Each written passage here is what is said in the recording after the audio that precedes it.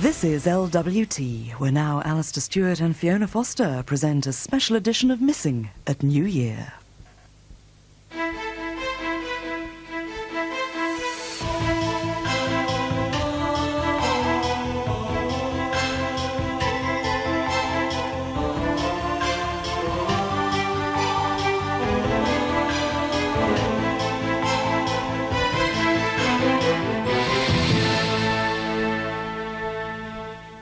Hello and welcome to a special edition of Missing.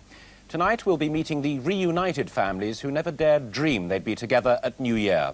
We'll also be looking back over the last 2 years at how you found missing people, and we'll be asking for your help to ensure that 1995 is a happy year for the thousands of families searching for a loved one. The last series of Missing went out back in the autumn. Tonight we'll be telling you who's been found since then. And we've a dozen new appeals tonight. Handling your calls, as ever, will be the National Missing Persons Helpline.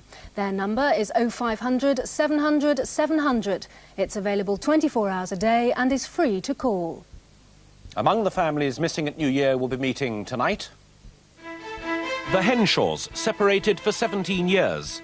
We've the story of how Linda returned to the family she'd last seen in 1977. We were just holding one another and thinking, we're together again. Yeah. We're all together again. We're a family again. We're also with the Salmons. Last summer in Spain, they lived through every parent's nightmare. They knocked on the apartment door at 6 o'clock, came into the bedroom and said, "Jill's missing." And tonight we ask you to help the Bain family. It's now 4 years since Callum caught a plane and vanished. Could a bizarre phone call hold the vital clue? I could hear an English voice faintly in the distance. You know, I thought it was Callum. But we start with good news from our last series. It was in October that Eileen McConalogue appealed for news of her brother Sean, missing for 10 years. Eileen said this. We did contact the police station in Derby and they said there was nothing they could do because he was over the age of 18.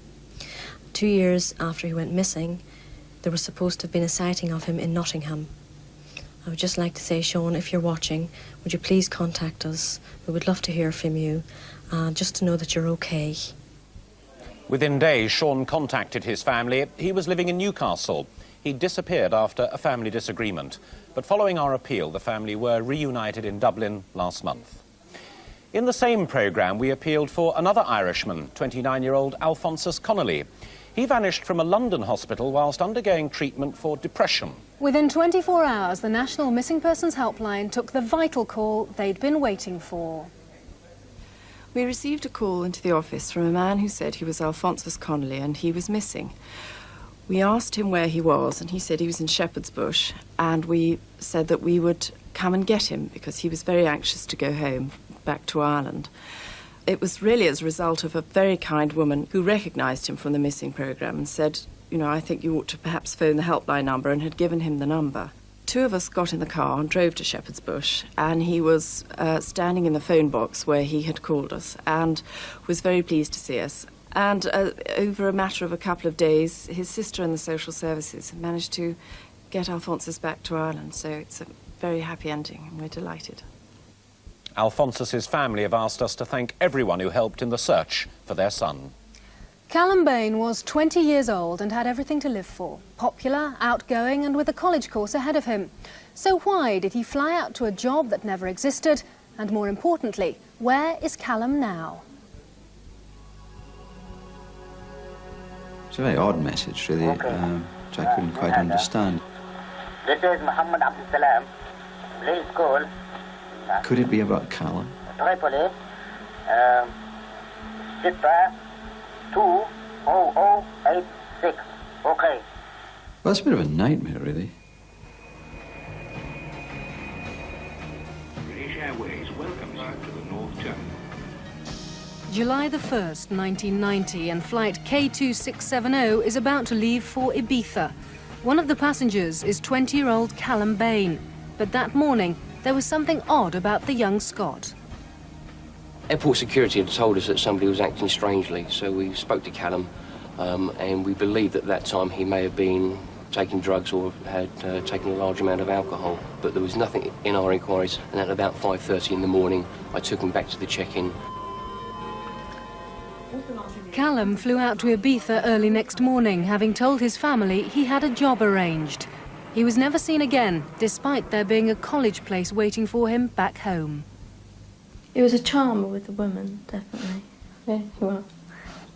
He always seemed to have a smile on his face. He actually had a nickname when we were living in America of Glimo, because his smile was so wide. Callum seemed to be enjoying life to the full, but there may have been problems in the background. It was a difficult time, actually, because our family had broken up, and our marriage had broken up. In the middle of that, I think it may have been quite difficult for Callum as well as the rest of us, and we may not have been just fully aware of his needs. He seemed a bit rootless at that time. He couldn't make up his mind what he was going to do, and was resisting any attempt to go off to college or university. I was wondering, is he, in the midst of all that high life that they sometimes get into, was he, getting involved in drugs in any way? About a week after Callum left, and with the family having heard no news, John Bain received a strange phone call. Well, when I came back from work one evening, there was a message on the answering machine, and it was an unusual message, and it actually was partly in Arabic, and it was a message saying, please phone a number in Tripoli, in Libya. Callum's father got someone who spoke Arabic to call the number. They got through to the number, and it didn't help, and that there was no acknowledgement at that end that it was about Callum at all, which made me even more confused in what is going on. July and August passed with no word from Ibiza. Then, in September, Kirsty flew out to find her brother. He'd mentioned the Passion Club. So I just went off, went round the bars in San Antonio with his photo, went off to the Passion Club, which had been closed down at the end of June. I did, get quite upset. I've seen, a few people a couple of times, but I haven't seen Callum once, The family were mystified. There was nothing but the message from Libya. Then one of Callum's friends received a strange call. The phone rang, picked it up. Hello? Could have been Arabic. And I could hear an English voice faintly, in the distance. And it went dead, the phone went dead. This happened the second time. At this point, I thought it was Callum for some reason. I just wish he could have got through. Whoever it was, It's just the annoyance is the fact that I don't know who it was. 4 years later, there's been no further news. It's difficult being a doctor in some respects. You understand how other people have had to cope, and then suddenly you've had to cope with it yourself. But, I'm a human being, and my son is missing. If you can help in the search for Callum Bain, phone now on 0500 700 700. And if you're a missing person and want to let your family know you're safe, please use the same number. Now, for the first time tonight, we ask for your help in solving these cases from our Missing Persons Index.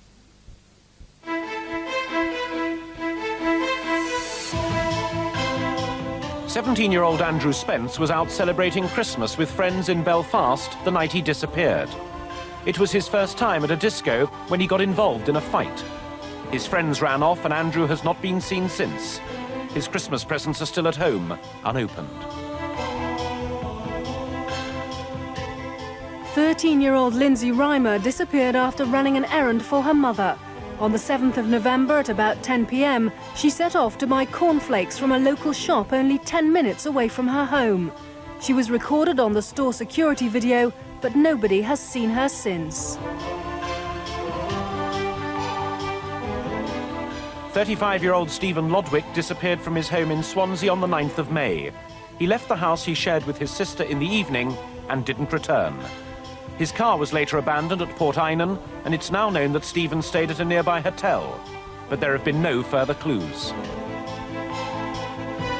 Born-again Christian Samuel Linton left his home in Northern Ireland to give out religious leaflets on the 28th of September 1992. He never returned, and his leaflets and scooter were later found abandoned.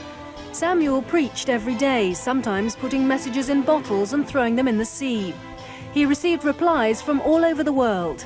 Samuel's 5 children are desperate for any news of him. Brian Bailey's last words to his mum were, "See you later," as he left for work on the 20th of November 1987. But he never arrived for his job at a security firm. His payslip is still waiting for him to collect. Brian enjoyed ice skating and once talked to his parents about joining the French Foreign Legion. Jean Jervis has been missing since the 26th of October. The mother of 2 disappeared from the hospital in Great Yarmouth, where she was being treated for depression. She left her glasses and money behind. Jean, who loved animals and enjoyed crochet, has not been sighted since. I'm joined now by the daughter of Jean Jervis, Nicola. Nicola, we know your mother suffered from depression and that she left without taking her medication with her. How do you think she might now seem to someone who doesn't know her? Well, she's been suffering from depression now for around 20 years, and when she is depressed, she's normally very withdrawn. She did go missing once before, and somebody did find her. It was like in the early hours of the morning, but it's not always that obvious to people. What was your mother wearing when she left? She had black trousers, a black jumper with sort of a very distinctive rose motif on it. It was quite large, so it's quite noticeable. Are there any places in particular which you might expect your mother to go to? She's quite a local person, so she's normally sort of around Lowestoft. She doesn't really stray further afield than that. But my sister and myself both live in London, so she could have come down to see us. OK, well, let's hope that someone rings in tonight with some information about Jean Jervis. For the moment, though, Nicola, thanks very much indeed. If you can help in the search for Jean Jervis, phone now on 0500 700 700 and speak to the National Missing Persons Helpline. Tomorrow night, Jan and Ray Salmon and their 3 daughters will see the new year in together. Yet 6 months ago, this picture of family happiness seemed an impossibility. 15-year-old Jill was missing, and at first there seemed only 2 possible explanations. She'd been abducted or drowned.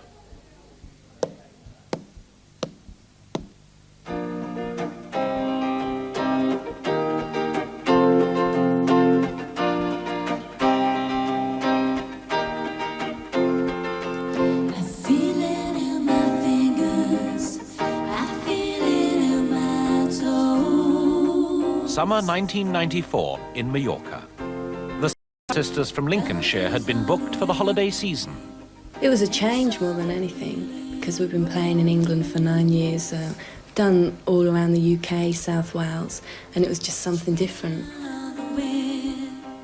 The act was a great success, and the girls, Julie, Jenny and 15-year-old Jill, were having a wonderful time.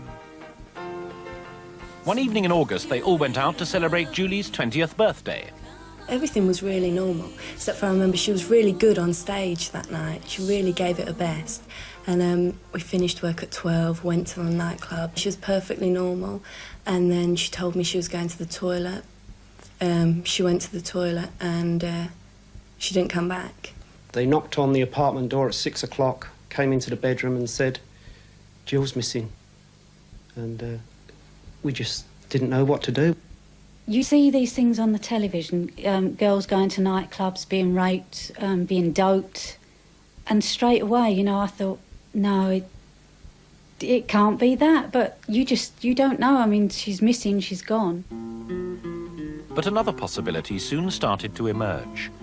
While in Mallorca, Jill had got to know Juan, the 20-year-old son of a local bar owner. He'd been teaching her Spanish, and they'd become very close.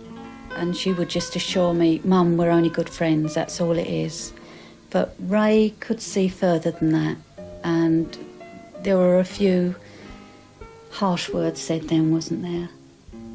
In fact, Jill had been banned from seeing Juan. The Salmons wondered if Juan's father could shed any light on her disappearance. And I said, "Where is Juan?" And he said, "He's gone camping." And I said, "Are you sure? Can you please check his bedroom? Can you check his room?" And he said, "I don't have to check, I know he's gone camping." While her parents, sisters and the Spanish authorities searched desperately for her, Jill was already hundreds of miles away in France. Everything started getting really bad. I went to Juan one day on the beach. I gave him 10,000 pesetas and I said, we'd been planning it anyway, so I said, just, can you book everything? On the night of her disappearance, Jill and Juan tried to act perfectly normally. I knew it was going to be my last night, so I really performed well. We went to the nightclub after that. I said goodbye to my parents, just a normal goodbye, as if I was going to see them, tomorrow. At, I think, 3 o'clock or 3:30, I said to Juan, we're not going to get away any other time except now. I didn't want to be in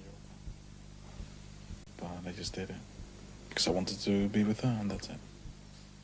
The runaways flew to Barcelona and then caught a train to Paris. We were happy.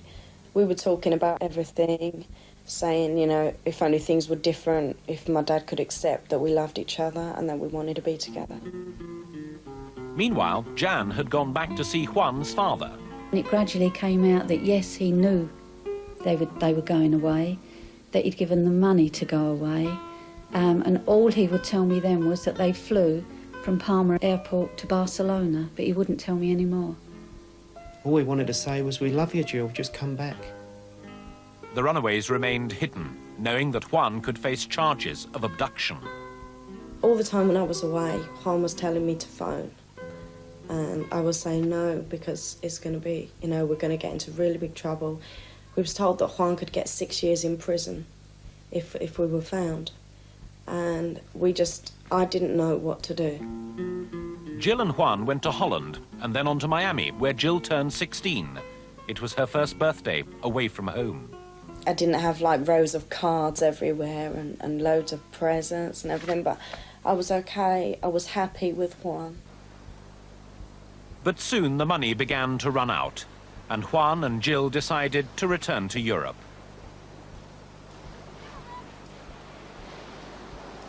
Six weeks after the couple had disappeared, Jan and Ray Salmon appeared on the Spanish equivalent of missing. ¿Quién sabe dónde? Su madre, Janet, muy buenas noches, good night, bienvenida. His mum told him that there was going to be a programme and we were going to be, the subject of it. And then Juan got the number, the phone number, and gave it to me and said, it's up to you, but it would be better if you rang the programme. Jill phoned and plucked up the courage to speak to her parents for the first time in 2 months. I think she said, "Hi, Mum," and that was it for a while. Then it was just a matter of, I really can't remember an awful lot. It was, how are you? Are you all right? Yes, Mum, I'm fine. Are you all right, Mum? Yes, Mum, I'm fine. Yes, I'm fine. But by that time, I'm crying. Then you was on the verge, weren't you? 1 week later, the runaways arrived back at Palma Airport, uncertain of the reception they'd receive. We didn't know what the reaction was going to be like at the airport. I was quite frightened. I just hugged her and kissed her, and I shook Juan's hand. I gave him the paper to say that all the charges had been dropped. And he just sighed because he thought he was going to be picked up. And it was fantastic. It was marvellous. We just walked along holding hands, didn't we? When we saw her, we were angry with her. We didn't know whether to kill her or just kiss her. The family is now back in England. Ready, Juan? We need your help. You've got to lift her up. Come on. Juan has also moved to Mablethorpe. He's now accepted as part of the family. That's the main thing, that we're all together. So if there's any problems, we can all talk about it. Instead of just letting things build up. Because Jill said herself, the longer she was away, the harder it got to contact home.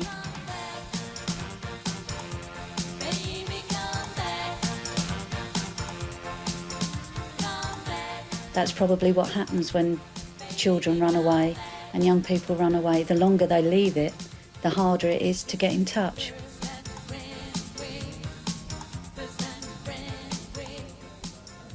Join us again after the break when we have the exclusive story of how the wife of a missing bank manager set out to track him down.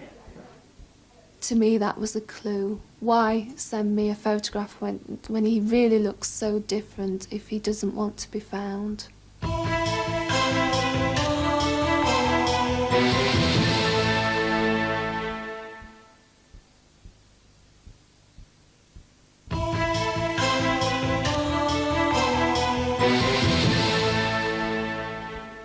Welcome back, and thank you very much indeed for your calls. A couple of interesting developments already. We've had a couple of calls suggesting that Samuel Linton may have been handing out leaflets in London, and a range of calls concerning Callum Bain. One of them says that the caller thinks that they saw Callum in Greece back in September. So keep the calls coming in on 0500 700 700. Yesterday morning, Ian Lum, an assistant bank manager from Bolton, appeared in court charged with theft of £94,000. This brief court appearance brought to an end a 7-month ordeal for his family. Ian Lum disappeared from his bank in May. For weeks, there was no news until a series of bizarre and enticing clues sent by Ian arrived at the family home. Concerned that not enough was being done, Susan Lum set out to find her husband. This film, which was made over the last few weeks, charts Susan's lone and often heart-rending search. 4 o'clock on the Saturday afternoon, DC Mick Hudson arrived. He proceeded to tell me there was money missing from the bank. I felt like it was a dream. I just couldn't believe what I was being told. And I just sat and said, well, he definitely must have been abducted then. He seemed an ordinary man who was having a whale of a time on holiday in France. Did he seem happy? Always. Always. Always. Ian Lum, father of 2 and assistant bank manager in Bolton. Ian Lum, the man who toured France with the story of a broken marriage and lost job. I don't exactly know the reason why as yet. There's only Ian really knows that. He felt that this was his only way out. A collection of photos with scribbled messages is the only contact Susan Lum has had with her husband for 7 months. They come from a man making an emotional tour of his past. He had been travelling around, as far as I knew, visiting all the places where we had ever been on holiday in France, taking photographs and making comments on the back of the photographs about things that had happened in those places. To me, that gave me the indication that he'd had some sort of breakdown, that he wasn't well. He was just reliving memories. On May the 13th, Ian Lum vanished from this bank where he'd worked. An arrest warrant was issued by police who wanted to question him over £94,000 missing from the bank. Leaving his wife and 2 daughters behind, Ian Lum travelled to France. I was very, very shocked. I think I must have been in shock for about 2 weeks afterwards because it was so out of character. Have you done anything about the age of trees? For 2 months, there was no news. Then, Susan's parents on holiday in France found a package left by their car. It was from Ian. There was a letter for myself and a letter for Jenny and Nicole. Ian's rings were in there, 3 rings. The letters were very desperate, the contents of the letters, and I panicked. I was really concerned for Ian's safety, Ian's well-being.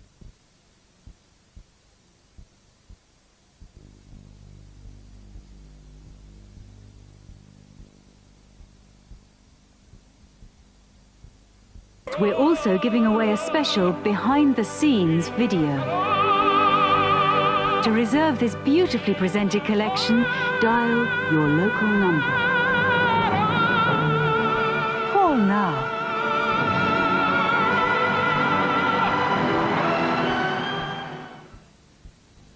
Hey, I like you. I like you too. Let's get together, babe. Now it's your turn. Get a date. Call 0891 333 888.